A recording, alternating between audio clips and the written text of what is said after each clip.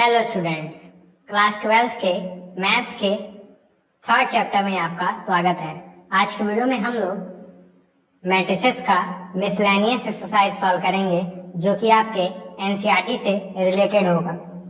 आज के वीडियो में हम लोग मिसलेनियस एक्सरसाइज के हर एक क्वेश्चन को सॉल्व करेंगे और ये एक्सरसाइज मैं बता दूं आपको बोर्ड के लिए बहुत ही इंपॉर्टेंट है, तो इसलिए इस वीडियो को पूरा जरूर देखिएगा, नहीं तो आपका पक्का बहुत ज्यादा घाटा हो जाएगा। ठीक है, साथ में आपको मैं ये भी बता दूं कि मैंने इस वीडियो के पहले पिछले चारों एक्सरसाइजेस के ऊपर ऑलरेडी वीडियो बना दिया है। अगर आपने उन वीडियोस को नहीं देखा है तो इस वीडियो को देखने के बाद उन चारों वीडियोस को जरूर देख लीजिएगा, क्योंकि वो चारों वीडियोस भी बहुत इंपॉर्टेंट हैं। साथ में ही मैंने एक प्लेलिस्ट भी बनाई है जिसमें मैंने एनसीईआरटी के हर एक क्वेश्चंस को सॉल्व कराया है। आप उस प्लेलिस्ट को भी सेव कर लीजिएगा ताकि जब भी आपको एनसीईआरटी के सॉल्यूशंस को देखने की जरूरत पड़े तो आप उस प्लेलिस्ट से आसानी से देख सकें। तो चलिए मिसलेनियस एक्सरसाइज को सॉल्व करना शुरू करते हैं। तो क्वेश्चन नंबर 1 है, if A and B are symmetric matrices prove that A B minus B A are skew symmetric matrix. बहुत ही आसान सा क्वेश्चन है, कुछ भी नहीं करना है इस क्वेश्चन में। क्वेश्चन में बोल रहा है कि A and B are symmetric, मतलब क्वेश्चन ने हमें बता दिया है मैट्रिक्स ए और मैट्रिक्स बी जो है वो सिमेट्रिक मैट्रिसेस हैं। अगर ए सिमेट्रिक है तो इसका मतलब ए का ट्रांसपोज निकालने पर वापस हमें ए ही मिल जाएगा, बी का ट्रांसपोज निकालने पे हमें वापस बी मिल जाएगा, क्योंकि बी भी सिमेट्रिक है। क्वेश्चन में बोला है दिखाइए कि ए बी माइनस बी ए ये एक स्क्यू सिमेट्रिक होगा। ए बी माइनस बी ए, ये जो नया मैट्रिक्स बनेगा मैं उसको सी मान ले रहा हूँ, तो ये जो सी मैट्रिक्स है उसे हमें दिखाना है कि ये एक स्क्यू सिमेट्रिक मैट्रिक्स है। हालांकि दिखाना है इस पूरे को स्क्यू सिमेट्रिक है, लेकिन इसको अगर आप सॉल्व करेंगे तो एक नया मैट्रिक्स सी ही आएगा ना। तो बेसिकली मैं कह सकता हूँ मुझे किसी तरह दिखाना है कि सी का ट्रांसपोज करने पे माइनस सी आएगा, मुझे किसी तरह यही शो करना है, ये हमें प्रूफ करना है। ठीक है, कि सी का अगर मैं ट्रांसपोज करूँ तो माइनस सी के इक्वल आ जाए। ओके, इतनी बात समझ में आ रही है? तो मैं सी का ट्रांसपोज निकालने लगता हूँ भाई, क्या दिक्कत है। ए बी माइनस बी ए का ट्रांसपोज, सी ट्रांसपोज मतलब क्या, इस पूरे मैट्रिक्स का ट्रांसपोज। अच्छा, आपने क्या ये फॉर्मूला पढ़ा है, ए प्लस बी का होल ट्रांसपोज ये इक्वल होता है A transpose plus B transpose का। मतलब ये जो ट्रांसपोज है वो ए पे भी आ जाता है, बी पे भी आ जाता है। सिमिलरली आपने ये भी फॉर्मूला पढ़ा होगा, ए माइनस बी का जो ट्रांसपोज होता है वो A transpose minus B transpose के इक्वल होता है। तो चाहे प्लस हो चाहे माइनस हो, ट्रांसपोज दोनों के पास चला जाता है। तो ये भी तो कुछ इसी तरह हो जाएगा, ए बी का होल ट्रांसपोज माइनस बी ए का होल ट्रांसपोज। कोई दिक्कत नहीं होनी चाहिए इतने में। अच्छा, ए बी का ट्रांसपोज है माइनस बी ए का ट्रांसपोज है। आपने ये फॉर्मूला पढ़ा है, ए बी का अगर ट्रांसपोज निकालना हो तो ये इक्वल हो जाता है बी ट्रांसपोज ए ट्रांसपोज के, मतलब उल्टा हो जाता है ट्रांसपोज करते समय। तो ए बी का ट्रांसपोज करेंगे तो ये उल्टा हो जाएगा ना, बी ट्रांसपोज ए ट्रांसपोज हो जाएगा, माइनस बी ए का उल्टा क्या होगा, ए ट्रांसपोज बी ट्रांसपोज। समझ आ रही है? बी ए का उल्टा क्या हो जाएगा, ए ट्रांसपोज बी ट्रांसपोज। अच्छा, आपने देखा बी ट्रांसपोज बी के इक्वल होगा, तो इसके जगह मैं बी लिख सकता हूँ। ए ट्रांसपोज ए के इक्वल होगा क्योंकि ए और बी सिमेट्रिक है, माइनस ए ट्रांसपोज के जगह बी आ जाएगा, बी ट्रांसपोज के जगह भी बी आ जाएगा। तो सी ट्रांसपोज करने पर हमें ये मैट्रिक्स मिला। अब एक बार जरा माइनस सी निकाल लेते हैं। माइनस सी मतलब minus A B minus B A. अरे भाई, सी की वैल्यू ये थी तो माइनस सी मतलब माइनस और फिर सी की वैल्यू। ओके, माइनस अंदर जाएगा तो ये minus A B plus B A कर देगा। अब मैं प्लस वाले को पहले लिख सकता हूँ तो बी ए, माइनस वाले को बाद में, तो A B minus A B, है ना। तो minus C is equal to this मिला, मतलब ये जो आया है वो एक्चुअली माइनस सी के इक्वल है, ऐसा मैंने आपको दिखा दिया। तो C transpose is equal to C आ गया, इसका मतलब A B minus B A B minus B A, ये क्या हो जाएगा, skew symmetric, is skew symmetric. ऐसा क्यों हो रहा है, ऐसा क्यों हो रहा है, आप मुझे बता सकते हैं? मैंने इस पूरे मैट्रिक्स को सी माना था और मैंने दिखा दिया सी का ट्रांसपोज माइनस सी के इक्वल है, इसका मतलब सी स्क्यू सिमेट्रिक है। अगर सी स्क्यू सिमेट्रिक है तो ये भी तो स्क्यू सिमेट्रिक होगा क्योंकि सी इसके इक्वल है, सिंपल। अब क्वेश्चन नंबर 2 देखिए, सिमिलर है थोड़ा सा, बस मैं कह सकता हूँ टफ है। So that the matrix B dash A B is symmetric और skew symmetric according as A symmetric और स्क्यू सिमेट्रिक। कहना क्या चाह रहा है, मैं पहले आपको वो समझा दे रहा हूँ। क्वेश्चन में बोल रहा है दिखाइए या प्रूफ करिए बी डैश यानी बी का ट्रांसपोज ए बी। अच्छा, बी डैश को मैं बी ट्रांसपोज लिख दूं ना, क्योंकि मुझे लगता है कि डैश से ज्यादा समझना आसान होता है बी का ट्रांसपोज समझना, है ना। मैं बी डैश नहीं यूज कर रहा हूँ, बी ट्रांसपोज यूज कर रहा हूँ। कोई दिक्कत नहीं है आपको, मेरे ख्याल से आसानी पड़ेगा ऐसे लिखना। कह रहा है दिखाइए ये जो मैट्रिक्स है वो सिमेट्रिक होगा या फिर स्क्यू सिमेट्रिक होगा अगर ए जो है वो सिमेट्रिक हो या फिर स्क्यू सिमेट्रिक हो। मतलब इसके सिमेट्रिसिटी और स्क्यू सिमेट्रिसिटी ए के ऊपर डिपेंड करने वाली है, ऐसा मैं दिखाना चाहता हूँ या ऐसा मुझे प्रूफ करना है। पहले मैं मान लेता हूँ ए इज सिमेट्रिक। अगर ए सिमेट्रिक है तो ए का ट्रांसपोज करने पे ए आ जाएगा। अब मुझे दिखाना है ये जो है ना ये भी सिमेट्रिक है, ठीक है। तो मैं इस पूरे मैट्रिक्स को सी मान ले रहा हूँ, तो बी ट्रांसपोज ए बी। अगर सिमेट्रिक दिखाना रहता तो सी का ट्रांसपोज करेंगे, इसका मतलब बी ट्रांसपोज ए बी, इसका ट्रांसपोज, है ना। अच्छा, पिछली बार मैंने जब आपको फॉर्मूला बताया था तो वो ए बी का ट्रांसपोज का फॉर्मूला था, उसका फॉर्मूला था बी ट्रांसपोज ए ट्रांसपोज। लेकिन यहाँ पे 3 मैट्रिसेस हैं, 1 2 3, तो ये फॉर्मूला काम नहीं कर सकता है। मैं आपको 3 वाले मैट्रिसेस का भी फॉर्मूला बता देता हूँ। एबीसी का अगर ट्रांसपोज निकालना हो तो बी वाले को बीच में रहने दीजिए, बगल वाले को इंटरचेंज कर दीजिए, ये जाएगा सी और ए, ठीक है। तो C transpose B transpose A transpose, मतलब बगल वाले को अलग अलग कर देना है, मतलब उल्टा कर देना है, सी ट्रांसपोज ए ट्रांसपोज, बीच वाले को ऐसे ही रहने देना है।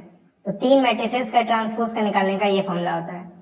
तो क्या मतलब हो जाएगा, ये बीच वाला एज इट इज रहेगा तो ए का ट्रांसपोज, ये बी पहले आ जाएगा तो बी ट्रांसपोज। ध्यान से देखिएगा, ये पहले आया है, ठीक, ये बाद में चला जाएगा।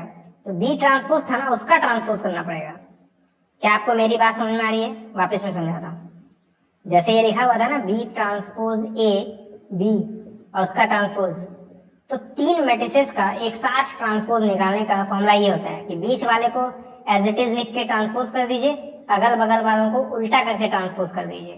तो इस बी को पहले लिखना होगा तो बी ट्रांसपोज, बीच वाले को एज इट इज तो ए का ट्रांसपोज। अब इसका भी तो ट्रांसपोज करना है, तो ये तो ऑलरेडी ट्रांसपोज में है, बी का ट्रांसपोज ऐसे ही हो जाएगा। ये जाएगा बी ट्रांसपोज ए का ट्रांसपोज, मतलब ए, क्योंकि हमें पता था कि ये सिमेट्रिक है तो ए ट्रांसपोज ए के इक्वल होगा, तो इसकी जगह मैं वापस ये लिख दूंगा। अच्छा, आपने क्या ये फॉर्मूला पढ़ा है, ए का ट्रांसपोज वापस ए हो जाता है, तो बी का ट्रांसपोज वापस बी हो जाएगा। और ये कौन सा मैट्रिक्स है, सी ही तो है, तो इसके जगह मैं वापस सी लिख दूंगा। इधर क्या चल रहा था, सी ट्रांसपोज, तो सी ट्रांसपोज करने पे सी आ गया, इसका मतलब सी इज सिमेट्रिक, है ना।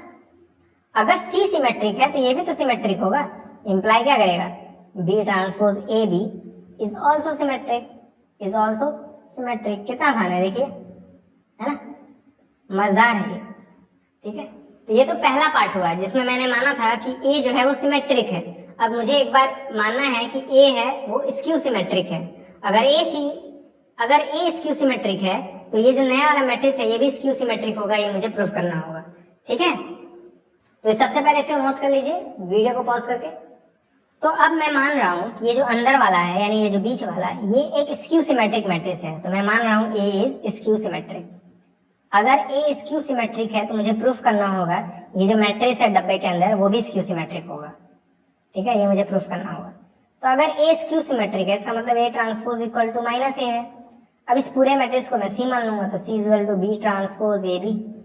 फिर मैं सी ट्रांसपोज निकाल लूंगा, सी ट्रांसपोज मतलब बी ट्रांसपोज ए बी, इसका ट्रांसपोज। अब मैंने बताया 3 मैट्रिसेस का ट्रांसपोज कैसे निकालते हैं, इस किनारे वाले को पहले लिखेंगे और उसका ट्रांसपोज कर देंगे। इसको मैंने पहले लिखा, उसका ट्रांसपोज कर दिया, बीच वाले को बीच में रखकर ट्रांसपोज कर देंगे, फिर इस वाले को यहाँ रखेंगे और उसका ट्रांसपोज कर देंगे। ये बात आपको समझ में आ रही है, ठीक है। तो ये बी ट्रांसपोज ऐसे ही रहेगा, ए ट्रांसपोज माइनस ए के इक्वल है तो यहाँ पे मैं माइनस ए लिख दे रहा हूँ। बी ट्रांसपोज है तो ये वापस बी हो जाएगा, ठीक है। तो ये ऐसे हो जाएगा क्या, minus B transpose A B, minus पहले आ जाएगा तो सी ट्रांसपोज करने पे ये आया, है ना, सी ट्रांसपोज करने पर आया minus B transpose A B, और ये जो चीज है वो वापस सी के इक्वल हो जाएगी, तो मैं C transpose equal to minus C लिख पाऊंगा। इसके जगह मैंने सी लिख दिया है और आगे माइनस था, तो C transpose equal to minus C आ गया। इसका मतलब C is skew symmetric, C जो है वो स्क्यू सिमेट्रिक हो जाएगा। सही बात है। अगर सी स्क्यू सिमेट्रिक है तो मैं ऐसा कह सकता हूँ कि ये भी स्क्यू सिमेट्रिक है, यानी B transpose A B is also skew symmetric. सही बात है, आसान था।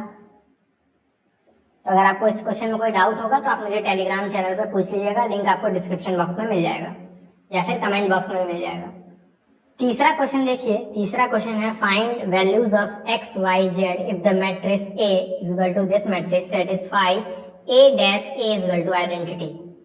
तो आपको एक्स वाई जेड की वैल्यू फाइंड करनी है हमें इस वाले इक्वेशन का यूज करके। तो ए डैश लिखा है मतलब ए का ट्रांसपोज, तो मैं ए का ट्रांसपोज पहले कर देता हूँ। तो 0 2 y z है, ये जो रो है वो कॉलम में बदल जाएगा, तो 0 2 y और यहाँ पे z। ये जो सेकंड रो है वो सेकंड कॉलम हो जाएगा, तो x y माइनस z। ठीक है। ये जो थर्ड रो है वो थर्ड कॉलम हो जाएगा, x माइनस y z। ये आया a का ट्रांसपोज। ठीक है।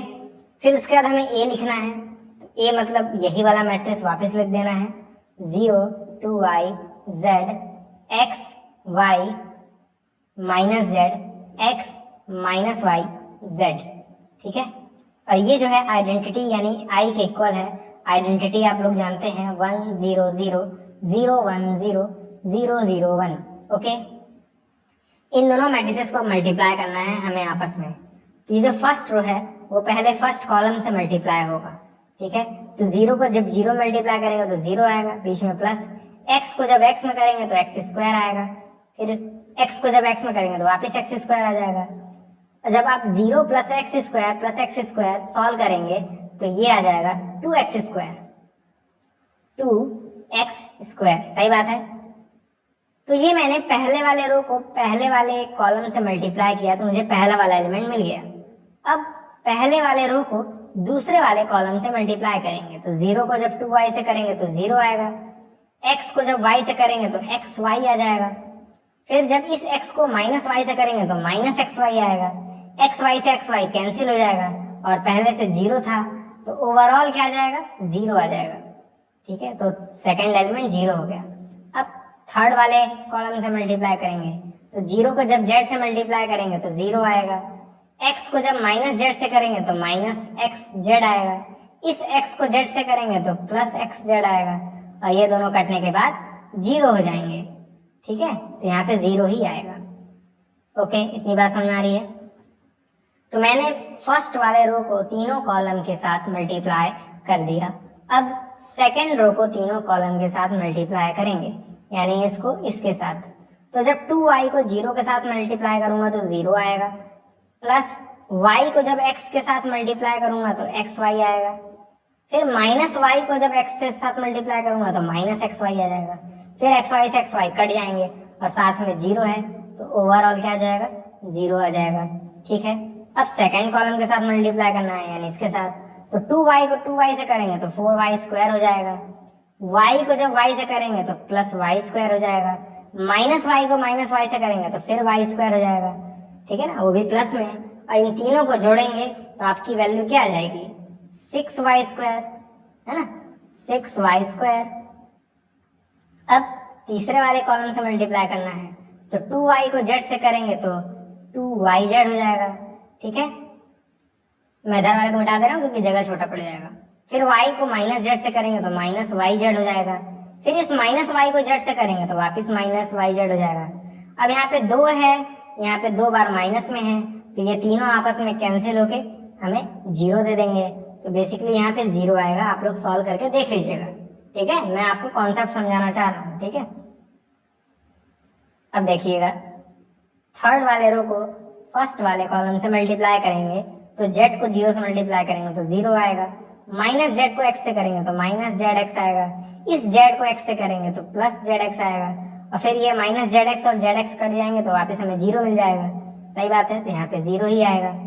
अब सेकंड वाले कॉलम से मल्टीप्लाई करेंगे तो z को 2y से करेंगे तो 2yz आएगा, माइनस z को y से करेंगे तो माइनस zy आएगा, फिर इस z को माइनस y से करेंगे तो वापस माइनस zy आएगा।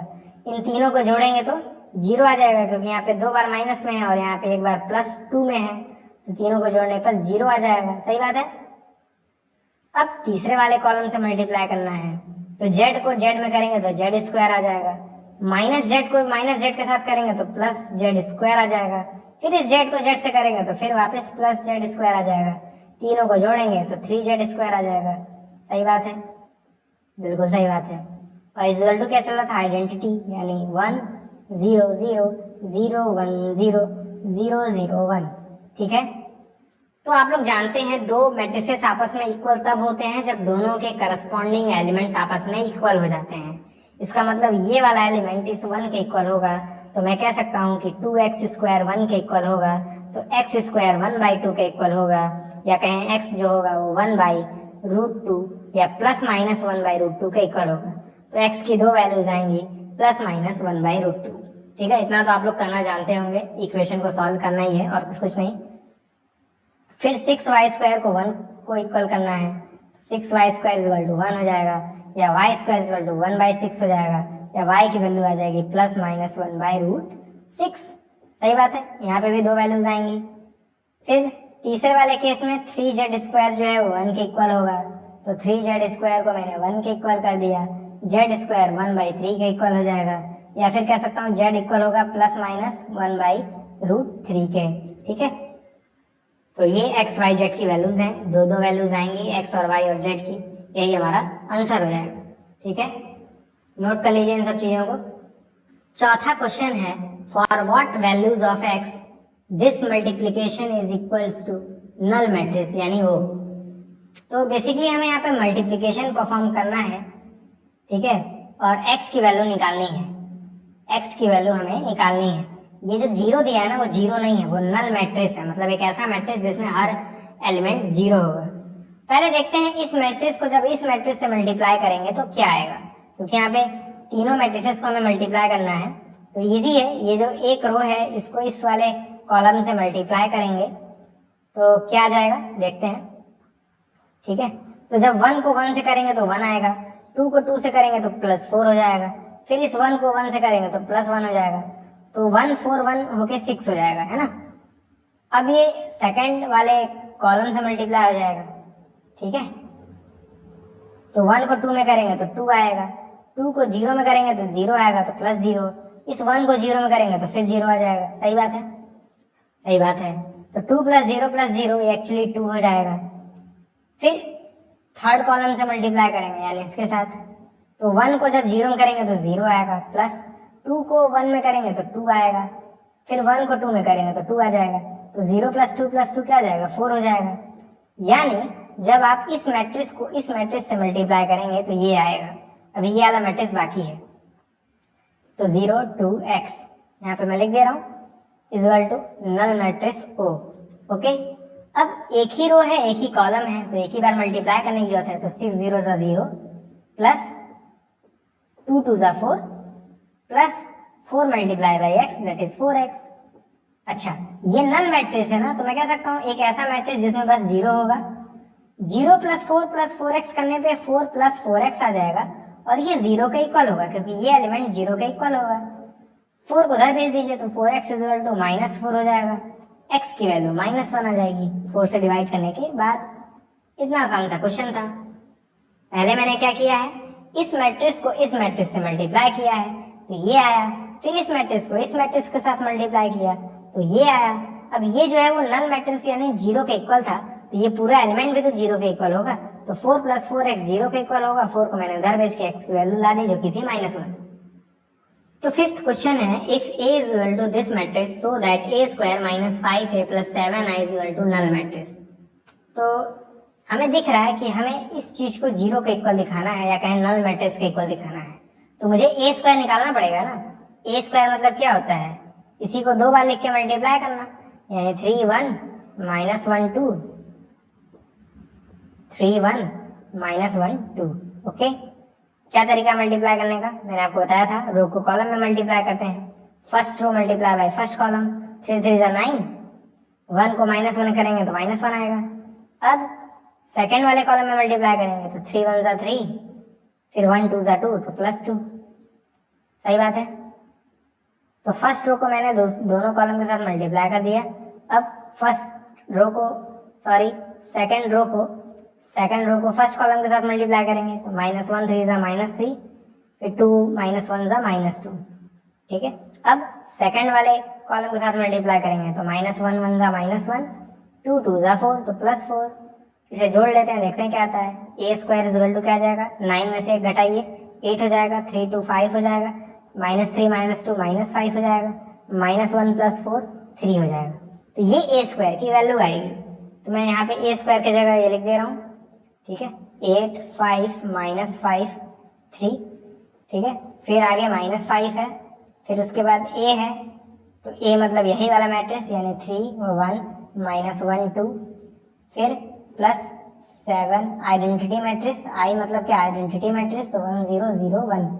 ओके, ये LHS मैंने लिख लिया है। अब अगर इस पूरे को मैंने सॉल्व किया, अगर 0 आ गया तो मेरा प्रूफ कंप्लीट हो जाएगा। पहले इस 5 को अंदर मल्टीप्लाई कर लेते हैं और इस 7 को भी। 8 5 -5 3। तो ये जब 5 मल्टीप्लाई होगा, ध्यान से देखिएगा, बस मैं 5 मल्टीप्लाई कर रहा हूँ, उसके पहले माइनस है, तो 5 3 जा 15 होगा, 5 1 जा 5 होगा, 5 -1 जा -5 होगा, 5 2 जा 10 होगा। ठीक है, फिर अब इस 7 को भी मल्टीप्लाई कर दे रहा हूँ, तो 7 1 जा 7, 0 में करेंगे तो 0 ही रहेगा, इस 0 में करेंगे तो भी 0 ही रहेगा, 1 में करेंगे तो 7 हो जाएगा। अब हमें इन तीनों को सॉल्व करना है, तो बहुत ईजी है। पहला एलिमेंट इसके साथ और इसके साथ ऐड या सब्सट्रैक्ट होगा, तो 8 बीच में माइनस, फिर 15, फिर बीच में प्लस, फिर ये 7। ठीक है, फिर 5, फिर माइनस, फिर ये 5, फिर प्लस, फिर ये 0, फिर ये -5, फिर उसके पहले माइनस, फिर -5, तो ब्रैकेट में कर लीजिए, फिर 0 है ना, +0, फिर 3, फिर माइनस, फिर 10, फिर प्लस, फिर 7। ठीक है, तो 8 और 7 मिलके 15 हो जाएगा, उसको 15 से घटाएंगे तो 0 आ जाएगा। 5 और 0 को करेंगे सॉल्व तो 0 आएगा। -5 और ये माइनस मिलके प्लस हो जाएंगे, तो -5 + 5 और फिर 0, तो ये 0 ही आएगा। 3 -10 + 7 करने पे भी 0 ही आएगा। तो हमें ये जो मैट्रिक्स मिला एक्चुअली वो नल मैट्रिक्स ही तो है, तो LHS बराबर RHS आ गया। Hence proofed. कितना आसान सा क्वेश्चन था, है ना। तो अब हमें वापस उसी टाइप का क्वेश्चन मिल गया है जो मैंने अभी 2 क्वेश्चन पहले कराया था। ठीक है, सेम कॉन्सेप्ट है। आप चाहें तो वीडियो को पॉज करके एक बार खुद से भी ट्राई कर सकते हैं। ठीक है, वीडियो को पॉज करके एक बार जरूर ट्राई कीजिएगा। ठीक है, तो हमें x की वैल्यू निकालनी है। हमें दिया हुआ है कि ये मैट्रिक्स और ये matrix is equal to null matrix. तो पहले इस मैट्रिक्स को इस मैट्रिक्स से मल्टीप्लाई कर लिया जाए, है ना। तो मुझे इस मैट्रिक्स को इस मैट्रिक्स के साथ मल्टीप्लाई करना है, सही बात है। फिर उसके बाद इससे मल्टीप्लाई करेंगे। ओके, तो ये एक ही रो है और ये फर्स्ट कॉलम है। तो देखिए x को 1 में करेंगे तो x आ जाएगा, -5 को 0 में करेंगे तो 0 आ जाएगा, -1 को जब 2 मल्टीप्लाई करेंगे तो -2 आ जाएगा। तो इस 0 को कोई लिखने का मतलब है क्या? नहीं ना, मैं इसे हटा के लिख दे रहा हूँ x - 2। ओके, अब सेकंड वाले कॉलम में करेंगे मल्टीप्लाई, तो x को 0 में करेंगे तो 0 ही आएगा, -5 को 2 में करेंगे तो -10 आएगा, -1 को 0 में करेंगे तो -0 आएगा। ठीक है, तो ओवरऑल क्या आएगा, -10 आएगा ना। तो मैं इसे हटा के -10 लिख दे रहा हूँ। ठीक है, अब थर्ड वाले कॉलम के साथ मल्टीप्लाई करेंगे, तो x को जब 2 में करेंगे तो 2x आ जाएगा, -5 को जब 1 में करेंगे तो -5 आएगा, -1 को जब -3 में करेंगे तो -3 आएगा, -5 -3 तो ऐड हो जाएंगे तो हो जाएगा -8। अब आप सॉल्व नहीं कर पाएंगे। तो ये हमें फर्स्ट रो मिल गया। ठीक है, जब मैंने इसको और इसके साथ मल्टीप्लाई किया तो ये वाला मैट्रिक्स हमें मिलेगा। अब इस मैट्रिक्स को इस मैट्रिक्स के साथ भी तो मल्टीप्लाई करना है, यानी x 4 1, और इधर चल रहा था नल मैट्रिक्स यानी ये। ठीक है, तो यहाँ पे एक ही रो है ना और यहाँ पे एक ही कॉलम है, तो x - 2 को x में मल्टीप्लाई करेंगे, x - 2 को x में मल्टीप्लाई करेंगे, -10 को 4 में करेंगे तो -40 आ जाएगा, 2x माइनस 8 को 1 में करेंगे तो 2x माइनस 8 आएगा प्लस साइन के साथ, और ये एक मैट्रिक्स के अंदर आएगा जिसमें एक ही एलिमेंट होगा। इक्वल टू, ये नल मैट्रिक्स है तो बस इसमें एक ही जीरो डाल दीजिए। सही बात है। अब इसे सॉल्व करते हैं, देखते हैं क्या आता है। x को x में करेंगे तो x स्क्वायर, x को -2 में करेंगे तो -2x, ठीक है। फिर ये -40 और यहाँ पे -8 लिखा है तो -48 हो जाएगा, और फिर ये +2x, ओके, इक्वल टू यहाँ पे 0 लिखा हुआ है। तो ये -2x और ये +2x कैंसिल हो जाएगा ना, तो हमें मिलेगा x स्क्वायर -48 इक्वल टू 0, ठीक है। तो x स्क्वायर -48 0 का इक्वल होगा, यानी x square -48 0, x square equal to 48, और यहाँ से आप x की वैल्यू कैसे निकालेंगे, प्लस माइनस रूट लगा के 48। रूट 48 को आप लोग सॉल्व भी कर सकते हैं आप चाहें तो। प्लस माइनस 48 को मैं लिख सकता हूँ 16 मल्टीप्लाई बाई 3, 16 3 48 होता है, 16 में से 4 बाहर आ जाएगा। सही बात है। तो प्लस माइनस 4 रूट के अंदर 3 हो जाएगा। कुछ लोग सोच रहे होंगे 16 में से 4 कैसे बाहर आ गया। 16 को मैं 4 मल्टीप्लाई बाई 4 लिख सकता हूँ ना, तो एक 4 बाहर आ जाएगा, सिंपल। तो x की वैल्यू आएगी प्लस माइनस 4 रूट 3, ठीक है। अगर आपको कोई स्टेप ना समझ में आया हो तो आप मुझे टेलीग्राम चैनल पे पूछ लीजिएगा, ठीक है, इसका स्क्रीनशॉट लेके कि मुझे ये स्टेप नहीं समझ में आया है, बाकी मैं आपको वहाँ बता दूंगा, ठीक है। लेकिन मुझे नहीं लगता इसमें कुछ आपका डाउट रहेगा, बहुत ही आसान था। इस मैट्रिक्स को इस मैट्रिक्स के साथ मल्टीप्लाई किया तो मैंने ये मैट्रिक्स आया, फिर इसको साथ में मल्टीप्लाई करना था, मैंने यहाँ लिख के इसको इसके साथ मल्टीप्लाई किया, ये आया, इसको सॉल्व किया तो ये आया, फिर इधर 0 था तो x स्क्वायर -48 को 0 के इक्वल कर दिया, फिर x की वैल्यू निकाल ली, ठीक है। इसमें कुछ भी ऐसा नहीं है कि जो बहुत ही कठिन हो, ठीक है। तो 7th क्वेश्चन है, a manufacturer produces 3 types of products XYZ which he sells in 2 markets. Annual sales are indicated below. Market 1, Market 2. Products 10,000, 2,000, 18,000, 6,000, 20,000, 8,000. तो बेसिकली इस वाले क्वेश्चन में 2 पार्ट्स हैं। अभी आपको कुछ देर के लिए खाली पहला पार्ट नजर आएगा।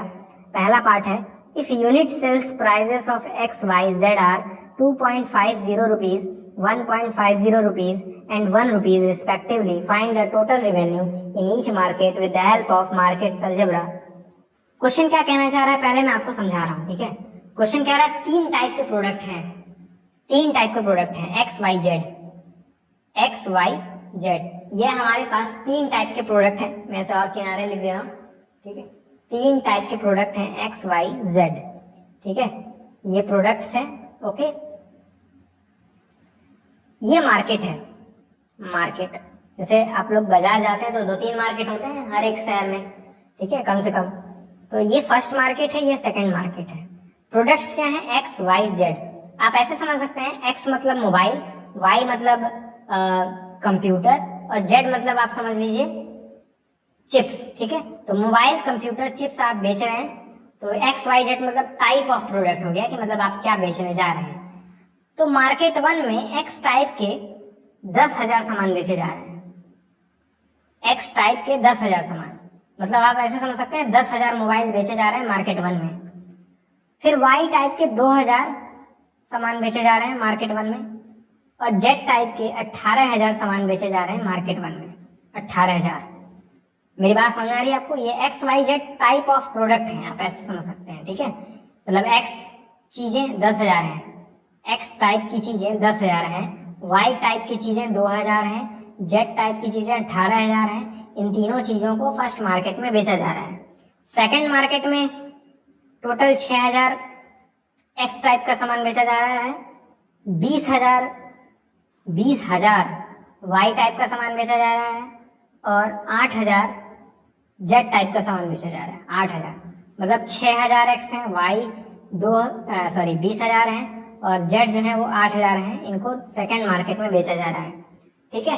कॉस्ट भी दिया है, पता है क्वेश्चन में कॉस्ट भी दिया है कि किस कॉस्ट पर बेचा जा रहा है, ठीक है। X का जो कॉस्ट है वो है 2.50 रुपीज, Y का जो कॉस्ट है वो है 1.50 रुपीज, और जो Z का कॉस्ट है वो है 1 रुपीज 1.00। मतलब एक सामान जो कि X टाइप का है उसे इतने रुपए में बेचा जा रहा है, वाई वाले सामान को 1.5 में बेचा जा रहा है और जेड वाले सामान को 1 रुपीज में बेचा जा रहा है। कह रहा है मार्केट 1 में कितना पैसा मिलेगा अगर इन तीनों प्रोडक्ट्स को बेचा जाए। तो भाई एक सामान एक्स टाइप का 2.50 में है तो 10,000 कितने में हो जाएंगे? 2.50 मल्टीप्लाई बाय 10,000। क्या ये बात सही है?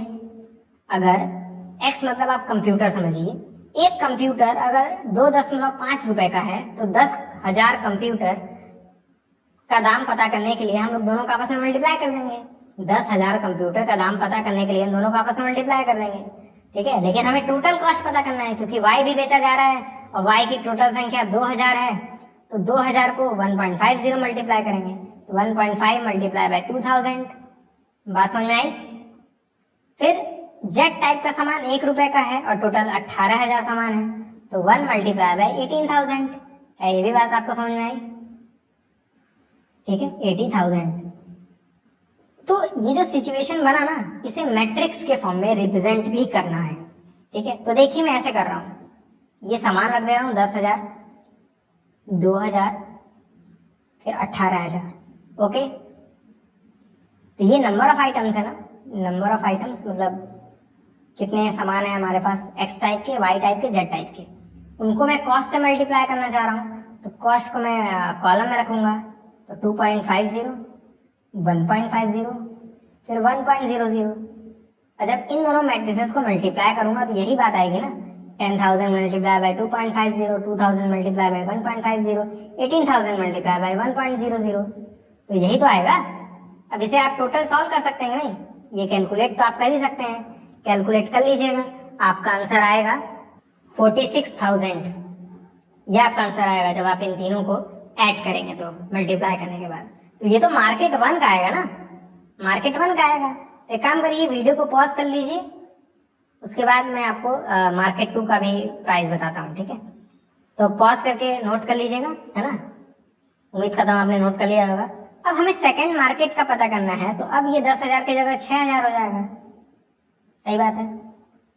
और ये 20,000 हो जाएगा, फिर 8,000 हो जाएगा, ठीक है। प्राइस तो भी वही रहेगा, बस इस 10,000 की जगह 6,000 हो जाएगा, ठीक है। ये हो जाएगा 20,000 आपका और ये हो जाएगा 8,000। और फिर आप मल्टीप्लाई करेंगे तो ये आएगा 53,000, ठीक है। 53,000 करके आप लोग देख लीजिएगा, ओके। अब आते हैं सेकंड पार्ट पे। अब देखिए सेकंड वाले में कह दिया है, if the unit cost of the above 3 quantities या commodities are 2 rupees, 1 rupees and 50 paise respectively, find the gross profit. Find the gross profit, ठीक है। ध्यान से सुनिएगा, कह रहा है जो कॉस्ट प्राइस है ना, जैसे अभी मैंने जब फर्स्ट पार्ट में सॉल्व कराया तो उसमें सेलिंग प्राइस गिवन था, ठीक है। मतलब 2.5 रुपए में इतने सामान बेचे गए, 1.5 में इतने सामान बेचे गए और 1 रुपए में इतने सामान बेचे गए, वो सेलिंग प्राइस था। अब दे रहा है कॉस्ट प्राइस, कह रहा है कॉस्ट प्राइस एक्स का जो है वो 2 रुपीज है, वाई का 1 रुपीज है और जेड का ½ रुपीज है, यानी 0.50, ठीक है। मतलब एक एक का कॉस्ट प्राइस दे दिया है। तो कह रहा है, पूछ रहा है कि दोनों मार्केट में आपका ग्रॉस प्रॉफिट कितना होगा। तो पहले वाले जब आपने सेल किया था, मतलब पहले वाले पार्ट में जब आपने टोटल सामान बेचा था तो आपने पाया था मार्केट 1 में आपको 46,000 रुपए मिले थे बेचने पर और दूसरे वाले में 53,000। ये सेलिंग प्राइस है, ये क्या है? सेलिंग प्राइस है, टोटल सेलिंग प्राइस है दोनों मार्केट में, ठीक है। तो अब मुझे टोटल कॉस्ट प्राइस भी तो निकालना होगा दोनों मार्केट का। तो कॉस्ट प्राइस निकालने का क्या तरीका है? फिर से भाई 10,000 यहाँ पे, ये मैं फर्स्ट मार्केट का निकाल रहा हूँ कॉस्ट प्राइस, फिर यहाँ पे 2,000 और यहाँ पे 18,000। इसको मुझे कॉस्ट प्राइस से मल्टीप्लाई करना होगा 2, 1.5 और 0.5, है ना। 2.00 मतलब 2 ही, ठीक है। 1.50 मतलब 1.5 और 0.50 मतलब 0.5। तो इन तीनों को जब इन तीनों से मल्टीप्लाई कर देंगे तो हमें मार्केट 1 का कॉस्ट प्राइस मिल जाएगा, क्योंकि ये जो दिया है वो कॉस्ट प्राइस है। ये क्या है? कॉस्ट प्राइस है। तो जब आप तीनों को इन तीनों से मल्टीप्लाई करेंगे तो आपको टोटल कॉस्ट प्राइस मिलेगा ना। तो जब 10,000 को आप 2 से मल्टीप्लाई करेंगे प्लस 2,000 को आप जब 1.5 से मल्टीप्लाई करेंगे, फिर 18,000 को जब आप 0.5 से मल्टीप्लाई करेंगे, ठीक है, 0.5 में नीचे लिख दे रहा हूँ, दिख नहीं रहा होगा आपको, 0.5 से मल्टीप्लाई करेंगे तो ये आपका टोटल आएगा 31,000। टोटल कितना आएगा? 31,000। तो ये टोटल कॉस्ट प्राइस हुआ मार्केट 1 में जो आपने सामान बेचा, ठीक है। लाए इतना में थे, बेचे इतना में, प्रॉफिट कितना हो जाएगा? 46,000 माइनस 31,000, तो आपको प्रॉफिट होगा 15,000 का। सिंपल सी बात। देखिए, पहले वाले क्वेश्चन से आपको मालूम चला कि इतने रुपए में हमने टोटल सामान बेचा था। फिर अगले वाले पार्ट में बोल दिया कॉस्ट प्राइस, मतलब हर एक का कॉस्ट प्राइस। तो जब आप इन सारे आइटम्स को उसके कॉस्ट प्राइस से मल्टीप्लाई करेंगे तो आपको टोटल कॉस्ट प्राइस मिल जाएगा ना। और फिर कॉस्ट प्राइस को जब घटा देंगे तो आपको ये मिल जाएगा टोटल प्रॉफिट, है ना। अब देखिए, ये मार्केट 1 का प्रॉफिट है, मार्केट 1 का नोट कर सकते हैं क्योंकि मैं मिटाने जा रहा हूँ, ठीक है। मार्केट 2 में आपने 6,000 बेचा, यहाँ पे 6,000 हो जाएगा। अब मैं मार्केट 2 का निकालने जा रहा हूँ, ठीक है। मार्केट 2 का सेलिंग प्राइस ये था, फिर ये 20,000 हो जाएगा और ये 18,000 हो जाएगा, सॉरी 8,000 हो जाएगा, ठीक है। चेंज हो गया ना प्रोडक्ट्स की संख्या, प्रोडक्ट की संख्या क्या हो गई? चेंज हो गई। पहले 10,000 था, 6,000 हो गया, 20,000 था, सॉरी 2,000 था, 20,000 हो गया, पहले 18,000 था, 8,000 हो गया। लेकिन कॉस्ट प्राइस थोड़ी नहीं बदला, कॉस्ट प्राइस तो अभी भी वही है हर एक का। तो अब यानी हमें 6,000 से मल्टीप्लाई करना है 2 को, या 20,000 को 1.5 से, और 8,000 को 0.5 से। तो जब अब आप मल्टीप्लाई करेंगे, अब ये 31,000 नहीं आएगा, 36,000 आएगा। आप मल्टीप्लाई करके ऐड करके देख लीजिएगा, इतना तो आप कर सकते हैं। लेकिन अब जो है वो हम मार्केट 2 का कॉस्ट प्राइस निकाल रहे हैं, तो मार्केट 2 का ही हमें प्रॉफिट भी निकालना होगा। सेकेंड वाले मार्केट में आपने 53,000 रुपए में बेचा था, यहाँ पे 53 हो जाएगा। और आपका टोटल कॉस्ट प्राइस कितना था? 36,000, तो यहाँ पे 36,000 हो जाएगा। अब माइनस करेंगे तो आपका टोटल प्रॉफिट निकल आएगा जो कि है 17,000। मेरी बात समझ में आ रही है? अगर थोड़ा सा भी अगर आपका डाउट होगा तो इस वीडियो को एक बार जस्ट दोबारा देख लीजिएगा, या फिर आप मुझे टेलीग्राम चैनल पर भी सवाल पूछ सकते हैं, ठीक है। तो क्वेश्चन नंबर 8 है, find the matrix x so that x multiply by 1 2 3 4 5 6 is equal to -7 -8 -9 2 4 6। आसान सा क्वेश्चन है, कुछ भी नहीं करना है इसमें। हमारे पास एक मैट्रिक्स है x, उसमें मल्टीप्लाई हुआ है 1 2 3 4 5 6, ठीक है, और आया है फाइनली हमारे पास -7 -8 -9 2 4 6, ठीक है, यही आया ना। तो जब आप x के बारे में जान जाएंगे तभी ना आप बता पाएंगे कि x मैट्रिक्स क्या होना चाहिए। तो मुझे x के बारे में नहीं पता है, ठीक है, x के बारे में मुझे नहीं पता है, ओके। तो मैं इस x का ऑर्डर सबसे पहले जानूंगा कि x का ऑर्डर क्या होगा।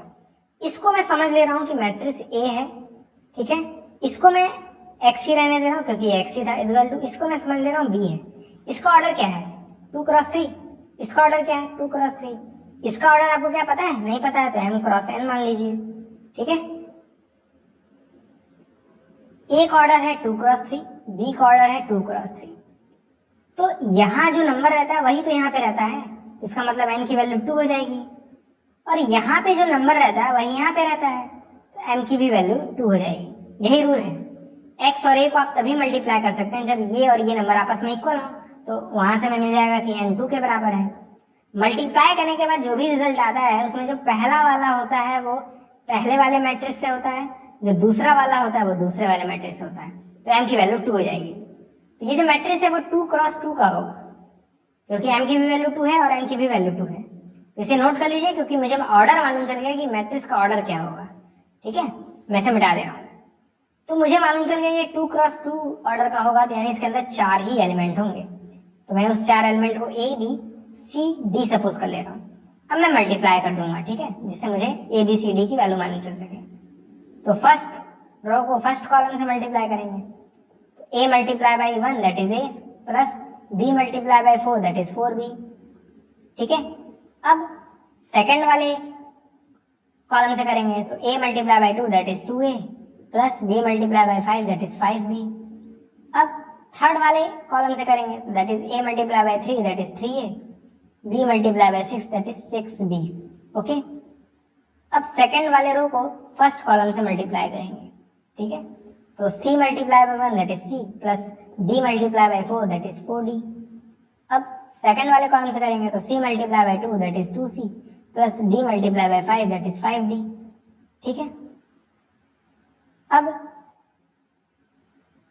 c और d को 3 और 6 से मल्टीप्लाई करेंगे तो c multiply by 3 that is 3c plus d multiply by 6 that is 6d equal to -7 -8 -9 2 4 6।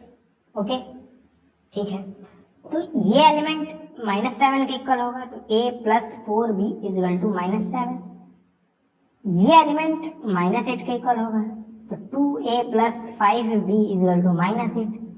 तो दो वेरिएबल हैं a और b, तो दो ही इक्वेशन की जरूरत चाहिए, तो दो इक्वेशन हमें मिल चुके हैं। इसे कैसे सॉल्व करेंगे, ऊपर 2 मल्टीप्लाई कर दीजिए तो क्या आ जाएगा 2a plus 8b equal to -14।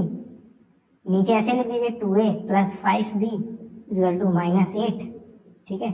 आगे माइनस लगाइए, यहाँ पे भी माइनस आ जाएगा, यहाँ पे प्लस हो जाएगा, तो 2a से 2a कट जाएगा, 8b में से जब 5b घटाएंगे तो 3b आ जाएगा, -14 में जब 8 जोड़ेंगे तो -6 आएगा, तो b की वैल्यू आ जाएगी -2, ठीक है। समझ आ गई बात, b की वैल्यू -2 आई, तो यहाँ पे रख देंगे तो a plus 4 multiply by b की वैल्यू -2, ठीक है, इक्वल टू -7। तो a प्लस 4 इंटू -2 करेंगे तो -8 आएगा इक्वल टू -7। -8 को उधर भेजेंगे तो ये +8 हो जाएगा, तो a की वैल्यू हो जाएगी 1। तो ये a की भी वैल्यू आ गई, b की भी वैल्यू आ गई। तो जो आपका मैट्रिक्स था x इक्वल टू a मतलब 1, b मतलब -2, तो इस b की जगह मैं -2 रख दूंगा, ठीक है। अब c और d की वैल्यू मुझे निकालनी होगी, तो मैं इधर वाले पोर्शन को मिटा दे रहा हूँ, ठीक है। नोट कर लिए होंगे आप लोग, नहीं नोट किए हैं तो वीडियो को रिवाइंड करके नोट कर लीजिएगा, कोई दिक्कत नहीं है, ठीक है।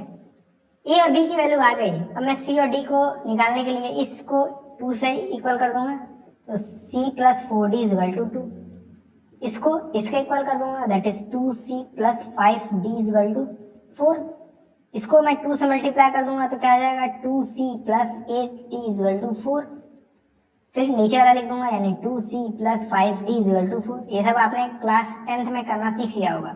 माइनस करिए तो यहाँ इस प्लस की जगह माइनस, यहाँ पे माइनस आ जाएगा, 2c से 2c कट जाएगा, 8 में से 5 घटाएंगे 3 आ जाएगा, फिर साथ में d, 4 में से 4 घटाएंगे 0 आ जाएगा, तो d की वैल्यू 0 आ जाएगी, ठीक है। d की वैल्यू 0 आ गई। अब c की वैल्यू चाहिए तो यहाँ पे 0 रख दे रहे हैं, तो c प्लस 4 मल्टीप्लाई बाय 0 तो 0 आएगा इक्वल टू 2, तो c की वैल्यू 2 आ जाएगी, तो यहाँ पे मैं 2 लिख दे रहा हूँ, यही हमारा आंसर हो जाएगा, ठीक है। कुछ भी इसमें डिफिकल्ट नहीं था। क्वेश्चन नंबर 9 है, if a is equal to alpha beta gamma minus alpha is such that a square is equal to identity, then option A है 1 plus alpha square plus beta gamma is equal to 0, 1 minus alpha square plus beta gamma is equal to 0, या C option है 1 minus alpha square minus beta gamma is equal to 0, option D है 1 plus alpha square minus beta gamma is equal to 0। बहुत आसान सा है question, कुछ भी नहीं है, ठीक है। ए दिया है आपको अल्फा बीटा गामा और यहाँ पे माइनस अल्फा, आपको A square equal to I find करना है। तो ए स्क्वायर मतलब इसी का स्क्वायर कर दीजिए, यानी alpha beta gamma minus alpha, alpha beta gamma minus alpha, इसे मल्टीप्लाई करना है हमें, ठीक है। तो कर लेते हैं मल्टीप्लाई, क्या दिक्कत है, कुछ भी दिक्कत नहीं है। फर्स्ट रो को फर्स्ट कॉलम से, तो alpha multiply by alpha that is alpha square, beta multiply by gamma that is beta gamma, ठीक। अब इस फर्स्ट रो को सेकंड कॉलम से कर लेंगे, तो alpha multiply by beta that is alpha beta, beta multiply by minus alpha that is minus beta alpha, तो alpha beta minus beta alpha cut के 0 हो जाएंगे ना, तो यहाँ पे मैं 0 लिख दे रहा हूँ, क्या दिक्कत है, 0 हो गया यहाँ पे, ठीक है। अब ये जो सेकंड रो है वो फर्स्ट कॉलम से मल्टीप्लाई होगा, तो gamma multiply by alpha that is alpha gamma, फिर minus alpha multiply by gamma that is minus alpha gamma, तो अल्फा गामा और माइनस अल्फा गामा कट के 0 हो जाएंगे, तो यहाँ पे भी 0 आ जाएगा, ओके। अब ये सेकंड वाले कॉलम से मल्टीप्लाई होगा, तो gamma multiply by beta that is beta gamma, minus alpha multiply by minus alpha that is plus alpha square equal to, ठीक है, या इक्वल टू छोड़ दीजिए, ये आया आपका ए स्क्वायर। ए स्क्वायर यहाँ पे मैं लिख दे रहा हूँ, ठीक है, alpha square plus beta gamma 0 0। अच्छा ये beta gamma plus alpha square है, मैं इसे alpha square plus beta gamma लिख दूँ तो आपको कोई दिक्कत नहीं होगी? दिक्कत वैसे भी दिक्कत होगी तो क्या ही कर लेंगे। तो 1 0 0 1 आइडेंटिटी मतलब 1 0 0 1, तो ये चीज इसके इक्वल होगा ना, तो मैं कह सकता हूँ alpha square plus beta gamma 1 के इक्वल होगा। इस 1 को अगर इधर लेके आऊँ तो alpha square plus beta gamma minus 1 हो जाएगा इक्वल टू 0, ठीक है। क्या ऐसा कहीं आपको ऑप्शन दिख रहा है? नहीं दिख रहा है। चारों ऑप्शन में से ये इसके जैसा कोई ऑप्शन नहीं है, ठीक है। एक काम करिए, आप इस 1 को इधर लेके आए थे ना, इन दोनों को उधर लेके जाइए, देखते हैं क्या आता है। तो इन दोनों को उधर लेके जाएंगे तो इधर 0 हो जाएगा इक्वल टू 1, ये अल्फा स्क्वायर उधर जाएगा तो माइनस अल्फा स्क्वायर हो जाएगा, ये बीटा गामा जब उधर जाएगा तो माइनस बीटा गामा हो जाएगा। ये आपको ऑप्शन नंबर सी में दिख जाएगा, तो ये ऑप्शन नंबर सी हमारा करेक्ट हो जाएगा। बात समझ आ रही है? ये जो चीज है वो आपको ऑप्शन सी में दिख जाएगा, देखिए ध्यान से, ठीक है। तो 1 को इधर लाने में कोई फायदा नहीं मिला, लेकिन जब इन दोनों को उधर लेके गया गया तो वो ऑप्शन सी के जैसा नजर आ गया, तो ऑप्शन सी हमारा आंसर हो जाएगा। क्वेश्चन नंबर 10 है, if the matrix A is both symmetric and skew symmetric then, option A है A is diagonal matrix, option B है A is zero matrix, option C है A is square matrix, option D है none of these. Question कह रहा है ए जो है वो सिमेट्रिक भी है और स्क्यू सिमेट्रिक भी है, दोनों है, स्क्यू सिमेट्रिक भी है और सिमेट्रिक भी है। लेकिन अगर आप मेरे लेक्चर वीडियो देखते हैं तो मैंने वहां बताया था, ठीक है, एक ही ऐसा मैट्रिक्स होता है जो एक साथ सिमेट्रिक भी हो और स्क्यू सिमेट्रिक भी हो। एक ही ऐसा मैट्रिक्स होता है जो एक साथ सिमेट्रिक भी हो स्क्यू सिमेट्रिक भी हो, वो होता है नल मैट्रिक्स यानी जीरो मैट्रिक्स। यही एक ऐसा मैट्रिक्स है जो कि सिमेट्रिक भी है स्क्यू सिमेट्रिक भी है। आपको रीजन जानना है क्यों? जानना है तो वीडियो पूरा देखिएगा, देखिएगा क्यों। मान लेते हैं ए सिमेट्रिक है तो इसका मतलब ए का ट्रांसपोज ए के इक्वल है, और मान लेते हैं ए स्क्यू सिमेट्रिक भी है तो इसका मतलब ए ट्रांसपोज माइनस ए के इक्वल है। बात समझ आ रही है? ए ट्रांसपोज मतलब ए, तो इस ट्रांसपोज की जगह मैं वापस ए लिख दे रहा हूँ, तो ए इक्वल टू माइनस ए, इस माइनस ए को उधर ले आऊंगा तो ए प्लस ए इक्वल टू 0 हो जाएगा ना। ए प्लस ए मतलब 2 ए इक्वल टू 0, तो 2 को जब नीचे लाएंगे तो ए इक्वल टू 0/2 हो जाएगा ना, ठीक है। मैं इधर लिख दे रहा हूँ ए इक्वल टू 0/2 हो जाएगा, 0/2 मतलब 0, और एक्चुअली यहाँ पे 0 मतलब नल मैट्रिक्स, तो ए की वैल्यू 0, तो 0 मतलब नल मैट्रिक्स यानी जीरो मैट्रिक्स। तो आ तो गया, जैसे मन चाहता है ऐसे समझिए, आपकी मर्जी है। क्वेश्चन नंबर 11 है, if A is a square matrix such that A square equal to A then i plus A का square minus 7a is equal to, option A है a, ऑप्शन बी है i minus a, option C है i, option D है 3a, ठीक है। तो कह रहा है ए स्क्वायर जो है वो आपका ए के इक्वल है, ए स्क्वायर ए के इक्वल है, और एक चीज और दिया है कि i प्लस ए इसका क्यूब माइनस 7a ये किसके इक्वल होगा, ये आपको पता करना है। i प्लस ए का होल क्यूब है, i प्लस ए का होल क्यूब है, इसको कैसे लिखा जा सकता है? i प्लस ए का स्क्वायर इंटू आई प्लस ए, ऐसे लिखा जा सकता है, बिल्कुल लिखा जा सकता है। i प्लस ए का स्क्वायर करेंगे तो क्या आएगा? आई स्क्वायर प्लस ए स्क्वायर प्लस 2 इंटू आई इंटू ए प्लस बी का होल स्क्वायर का फॉर्मूला मैंने यूज किया है, घबरा मत जाइएगा। आई का स्क्वायर यानी आइडेंटिटी का स्क्वायर करते हैं तो आई ही आता है, ए का स्क्वायर मतलब ए, ऐसा क्वेश्चन में बोला है, ठीक है। और जब आइडेंटिटी को ए में मल्टीप्लाई करते हैं, जब आइडेंटिटी को ए में मल्टीप्लाई करते हैं तो वापस से ए ही मिल जाता है, तो ये हो जाएगा 2a, और इधर है आई प्लस ए, ठीक है। तो a प्लस 2a क्या हो जाएगा? 3a हो जाएगा, तो i प्लस 3a, यहाँ पे i प्लस ए, ठीक है। यहाँ तक तो कोई दिक्कत नहीं। इन दोनों को मल्टीप्लाई करेंगे तो i इंटू आई, तो i हो जाएगा, क्योंकि i को i से मल्टीप्लाई करेंगे तो i आता है, i को a से मल्टीप्लाई करेंगे तो भी a ही आएगा, 3a को i से मल्टीप्लाई करेंगे तो 3a ही आएगा, क्योंकि i मतलब समझ लीजिए 1, फिर 3a को जब a से करेंगे तो 3a स्क्वायर हो जाएगा, ठीक है। a प्लस 3a मिलके क्या हो जाएंगे, 4a हो जाएंगे। सही बात है, सही बात है। देखिएगा अब क्या होने वाला है, i plus 4a plus 3a square मतलब क्या, 3a, क्योंकि a स्क्वायर मतलब a होता है, तो मैंने a स्क्वायर की जगह a लिख दिया। तो 4a प्लस 3a क्या हो जाएगा, 7a हो जाएगा। इसका मतलब क्या है कि i प्लस a का जो होल क्यूब है वो i प्लस 7a के इक्वल है। तो इसकी जगह मैं लिख रहा हूं i प्लस 7a, क्योंकि इस पूरे की वैल्यू मैंने देखा i प्लस 7a आ रही है, फिर बगल में दिया माइनस 7a, तो ये से ये कट जाएगा, मिलेगा i, यानी ये i के इक्वल है, यानी ऑप्शन नंबर सी हमारा करेक्ट है। ठीक है, इजी क्वेश्चन था, बस कैलकुलेटिव था।